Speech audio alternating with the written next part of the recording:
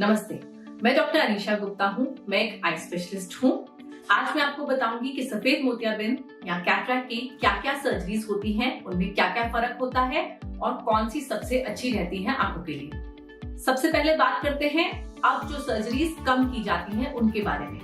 SICS and ECC ये surgeries पहले की जाती थी जब लेजर वाला ऑपरेशन जिसे हम कहते हैं वो अवेलेबल नहीं होता था।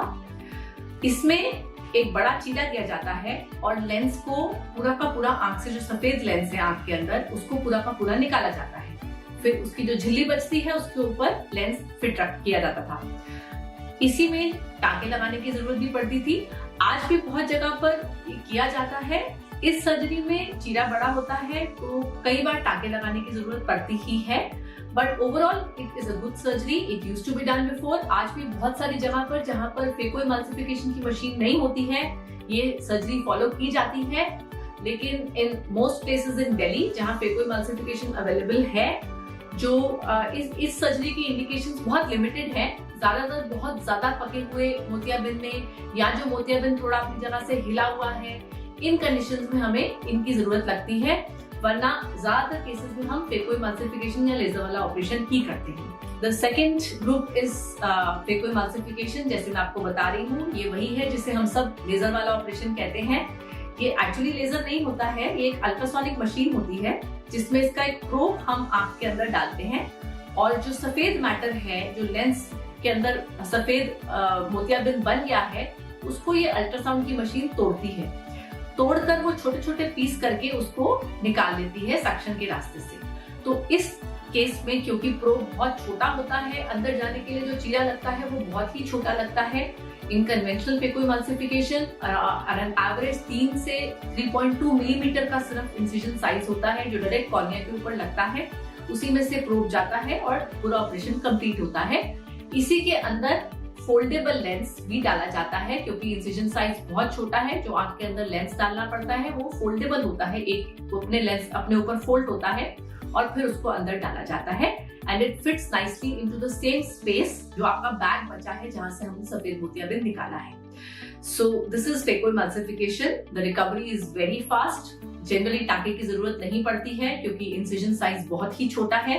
सेल्फ सीलिंग इंसिजन्स बोलते हैं इसको, जो पानी के रास्ते से इंसिजन्स बंद कर दी जाती हैं। और लेंस अगर सब ठीक रहता है, जहां फिट होता है, दैट इज दी प्लेस जहां भगवान ने भी हमें लेंस दिया था, तो रोशनी बहुत आपकी नेचुरल ही आती है। Next is MICS. Now, MICS is a micro-incision cataract surgery, which is a variant of phacoemulsification itself.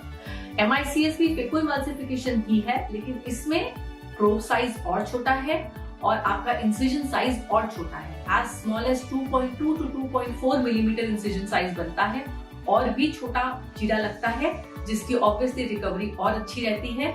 बाकी प्रोसीजर सेम रहते हैं। MICS के लेंस स्पेसिफिक होते हैं, हर लेंस नहीं डल सकता है MICS में, but a lot of variety of these lenses are also available. बहुत सारी कंपनीज बनाती हैं, इंडियन इंपोर्टेड सब तरह की, बट इसका एडवांटेज यही है कि इंसिजन साइज छोटा है। Rest of the procedure is same as phacoemulsification. And coming to the last and the most latest is the femto cataract surgery, जिसको बहुत सारे लोग रोबोटिक कैटरैक्ट सर्जरी भी कहते हैं। अब फेमटो में क्या करते हैं? Femto laser is a different kind of laser. ये भी प्रोसीजर, इसमें इवेंचुअली जो सर्जरी है वो अल्ट्रासोनिक बेस्ड ही है। अल्ट्रासोनिक प्रोब ही आपके जो लेंस को तोड़ता है और एस्पिरेट करता है। तो हमारा फेमटो लेजर क्या करता है? फेमटो लेजर सर्जन का काफी सारा काम करता है। वो इंसिजन बना देता है, वो जो हमारे लेंस में ओपनिंग बनती है, सर्कुलर विंडो जिसके थ्रू हम प्रोब डालते हैं, वो बना देता है और लेंस के पीसेस भी कर देता है। So that laser will do whatever the surgeon was supposed to do in the first few minutes of your surgery, and then the surgeon takes the probe और उसी को हम प्रोब से वापस से उसको लेंस को तोड़कर उसको एस्पिरेट कर लेते हैं and then the lens is put through the same incision. So femtocataract is also again an extension of phacoemulsification only, except that a few parts are done by femto laser. So which of these is the best? ये कहना बहुत मुश्किल है कि कौन सी अच्छी है कौन सी बुरी।